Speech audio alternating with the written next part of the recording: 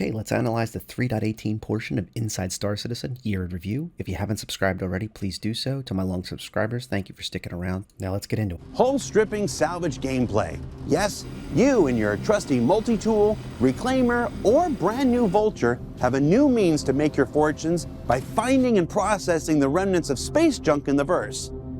This applies not only to destroyed player ships, but NPC hulks spawned throughout the Stanton system for you to discover and dismantle. So a couple mega things here. You were getting the salvaging of the hand tool, the salvaging with the new vulture on a small scale of a ship operation, and also the reclaimer will gain that salvaging capability off the bat. At least, I don't know if it's going to have its big arm or anything. Based on the video, it was really hard to tell what was and was not optional on the reclaimer. Remember, it has that huge basketball court on the back of the ship that's designed to basically eviscerate, macerate all the material and turn it into basically something that's more shippable, scrunched up and small and easy to work with. And I would say that this is a good move. We have waited so long for salvaging as the flip side of the repair system that it is great to see that everyone will be able to jump into it. You won't have to go buy a giant ship like the Reclaimer or have to pilot a giant ship like a Reclaimer, even if that's in your budget or credit budget. And being able to do this with a hand tool is a great way to tell, hey, am I into this or not? Also, if your buddies are flying around with a massive ship like a Reclaimer, or maybe you've had a chance to fly along and see how a Vulture operates and go, hey, let me try to grab a hand tool and at least get started into the salvaging mechanic. Very cool stuff. One of the things to remember is if you're working with a hand tool, it's going to create material that you're going to have to store. So I would suspect that a best friend of a salvager with a hand tool is going to be the mule, and also other vehicles that are industrial in style. Maybe if you have an ROC laying around, you can chuck some material in there possibly. I want to see what exactly it packs into. Is it going to be a neat little box, or is it going to be some type of situation where it's just massive amounts of material you have to like throw in and handle it? Remember, the Vulture, the ship itself creates a box, and then the box is placed in an area. The massive Reclaimer has the equivalent of a basketball court, just designed to handle all that operation on a much larger scale. Very curious. One other interesting thing Jared pointed out, that there is going to be NPC hulks that spawn, so destroyed ships or ships that are ready to be salvaged all over the place. So it's not just going to have to be that you have to kill players or have to hope that players are down their stricken vessels and you can't repair them and go for them, or have to worry about just using the hand tool on small operations. There's going to be ships to explore and find. So great stuff to see. I'm very happy to see that the salvage mechanic is going to be across the board. Once again, this is no nerd tread. Always remember, there's going to be something between the Vulture and the Reclaimer. If you enjoy the Vulture and it's not quite big enough for you, stick around. Don't go buying a Reclaimer just because of that, unless you're comfortable with the size and you're comfortable with that much of your budget put into a single ship. Also remember, all ships can eventually be bought in game. You just have to be willing to put enough work towards it with UEC, or maybe have some org mates that help contribute to your goals, and then you come help them with their goals after you get your Reclaimer. The Cargo Refactor is here. The Cargo Refactor is here. Alpha 3.18 also brings with it the first iteration of the Cargo Refactor that will physicalize much of what we carry in our cargo holds and open up new avenues for cargo reclamation after disaster and potential piracy for the disaster causers of us out there. I'm looking at Tom.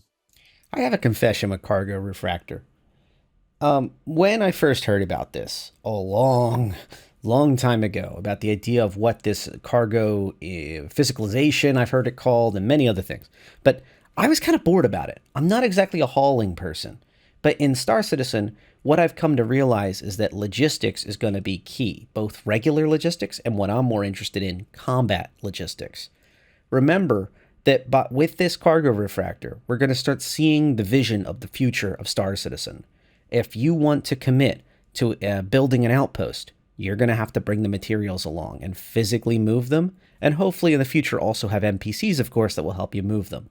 Also, on the flip side of this, doing nefarious things or combat-related things, You are going to need to recover the material if you want to get any pirate drops or victor spoils, or be able to reclaim items that were stolen off of your buddies. So if your orc mate's ship was stricken, it was 70% chance now it's going to become a wreck that can be looted.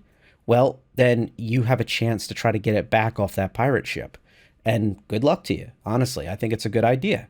However, you're going to need a few friends with you, because trying to move all those containers quickly before the enemy can get back up is going to be very interesting very quickly. There's also the new PTV Racetrack in Orison that aims to provide a new recreational activity for those looking for the low-stakes challenge of buggy competitions, or for the players that go out there and create emergent opportunities that I have no doubt none of us are prepared for. Can't wait to see what you do here. The PTV is near and dear to my heart. It's my first vehicle in the game, driving it around to my Aurora LX and later on my Retaliator and some other ships eventually in the hangar module. And I always said back in the hangar module, even with the early physics and even with the early implementation, it really drove well in there. The problem is when you try to ride it around rocks. I'm happy to see these tracks. I think the buggies are going to be a lot of fun to play with. Grey Cat's PTV and now the STV, and hopefully in the future the utility, the UTV I assume it's called, are going to be amazing vehicles for these type of tracks. I hope to see a whole bevy of different types of vehicles that are the smaller size.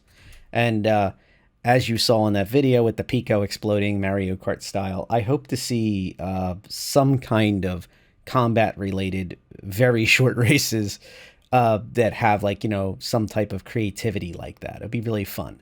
So I have heard that tracks are in many different places. Some are less lawful than others, which is good. And don't forget, there will be tracks in safe locations. So don't expect people to constantly grief you on the, if you don't want to. I strongly suspect that one or two of the tracks out of the 6 are going to be really the desirable ones, and that everybody's going to kind of form up and have a good time at those locations. I also heard, rumor mill, there may be reputation involved with the racing. So once again, another wonderful way to play the game and have a good time with your friends. I can't say anything bad, and I really don't have much to pour into this. I'm just expressing my admiration for some nice improvements like this. Can't wait to try it out. And the revitalization of Korea and the addition of additional sandbox prison activities, two components of an overall overhaul to the CrimStat system that will be more lenient on what sends you to prison while providing new opportunities to remove CrimStat before going and after escaping.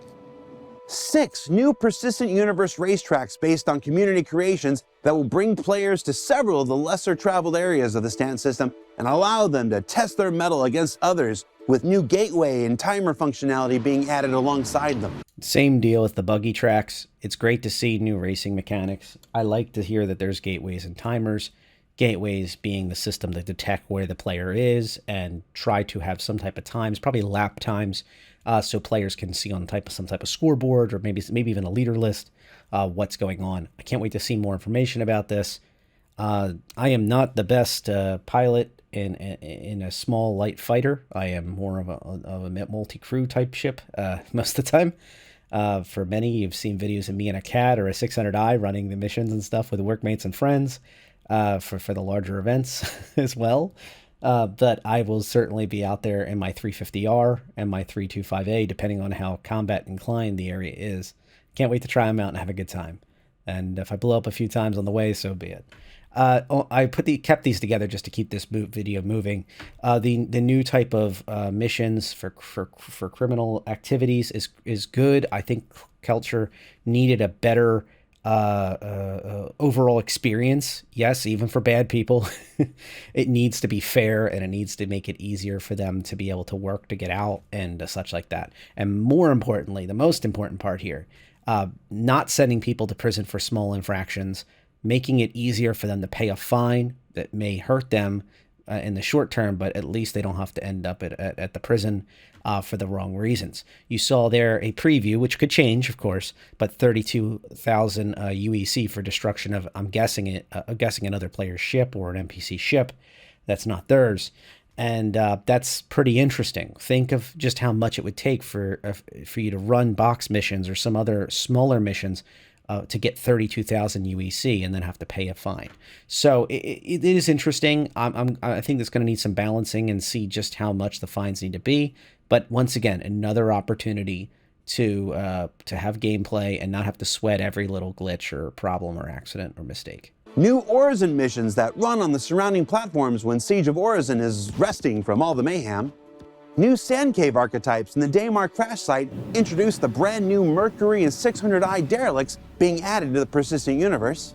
It's good they thought of new content for Orison between the major events, but more importantly here, that's why I kept going on this part of the video, those new Derelicts are beautiful, especially the 600i. Ash and crew over in the Division series, I know you folks, we spent a lot of time on Derelicts, and I can tell you that a machinima is great to build on those. They are fun to explore just with your friends, and I think they're going to be really interesting type gameplay locations for missions. I'm sure they're not just going to be empty Derelicts.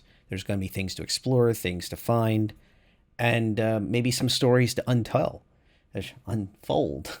I'll leave that in, screw it. Usually I don't, but when you think of these type of locations, at least currently, they tend to be static. Now, when they remap a moon or they change up a planet, there is sometimes where they move around a little bit, but they're supposed to be, in general, a specific area. In the future, when players can build outposts and when NPCs have outposts, I would not be shocked to see players and NPCs building in these locations, initially NPCs and then players later on, as a kind of landmark, something really neat to build near, and also something that has content, something that your org mates can go do while they're waiting for the next ship to land to take them off to the next journey or the next mining operation. And I would also say a place that might be a little safe to play with, or even just a place to have some fun FPS death matches with your friends and have a medical thing out front. Possibilities are endless. And two new exciting technological advancements this year with the implementation of the Gen 12 renderer and persistent entity streaming, which both convert the current persistent universe to new graphical and technological foundations that serve as the new basis for persistent universe's continued development, as well as set the stage for StarCitizen to realize its fullest potential in the years to come through server meshing, increased player and resource caps, and the addition of new star systems like Pyro, Nyx, and beyond. There is a current rumor running around, it's nothing more than a rumor, that perhaps CIG is considering rolling out Pyro right alongside Nyx. And I have pointed this out to multiple communities that I'm on, mostly in Discords, that Pyro is not technically connected to Nyx, at least as of currently. If we follow the star map, you would have to bring in Castra. So the quickest route between Stanton to Pyro, and then Pyro, Castra to Nyx. So there would need to be an additional system.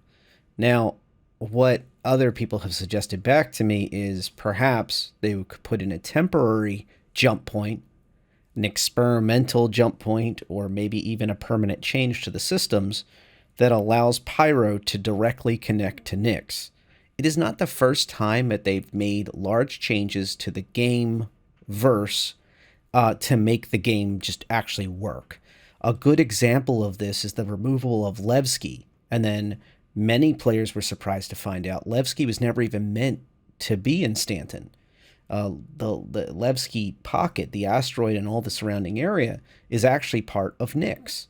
So one of the pleasant surprises, if they do go along with Stanton, Pyro, temporary or permanent change to the star map Nyx, the jump points allowing you to go through those routes, is suddenly you can get back and find your beloved Levski. And I miss Levski as well, and I can't wait to explore new places.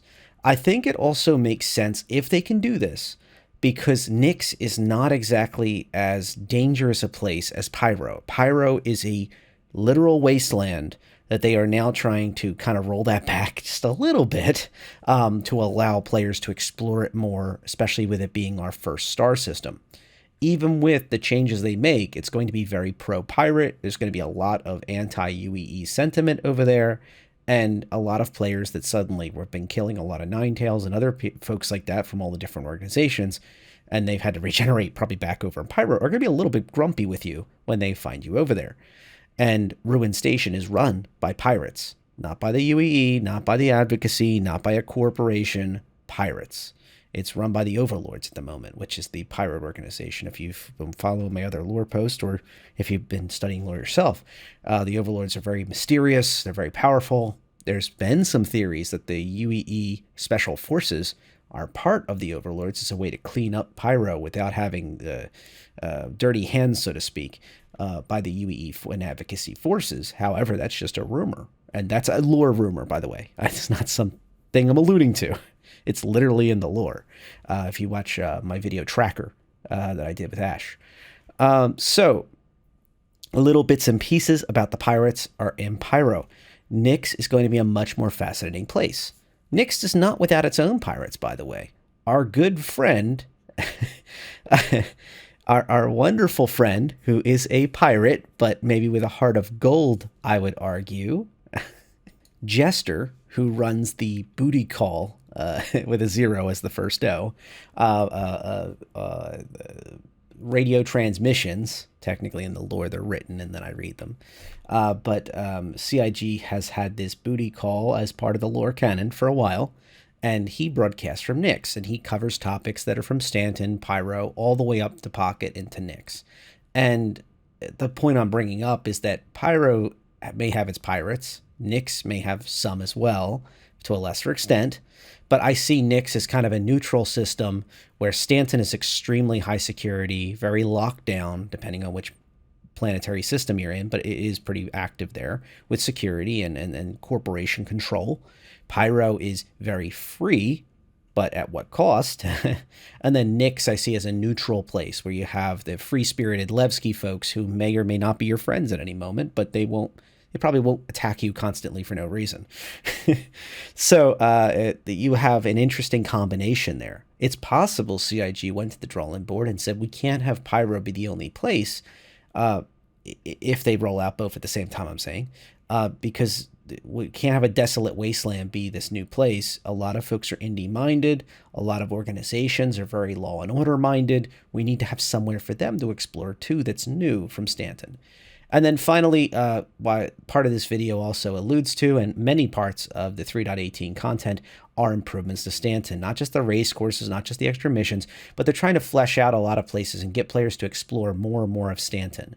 When they roll out the Pyro Stanton jump gate, there is going to be this outer ring of asteroids to mine, and then also other places to explore towards the jump gate. And it's going to be a long distance away from the rest of the system. So it's going to be kind of interesting to see players that like to be on the fringes, but maybe not sit in Pyro, have a place to hang out. And also orgs now have a much more incentivized reason to work together. Suddenly, even just a couple friends will get together and go, look, we need to run a Liberator or a Hercules or something to get us back and forth to these new systems, and we want to get there safely. You may not be the biggest person on organization and gameplay like that, but you may be suddenly finding yourself just as a friends or workmates of convenience, getting together with a few folks you've partied up with in the past that haven't turned out to be bad guys or good guys, depending on where your views lie. And they've been all right, and you just fly with them for the afternoon and have a good time and go explore these new systems, and most importantly, get your small ship to these locations.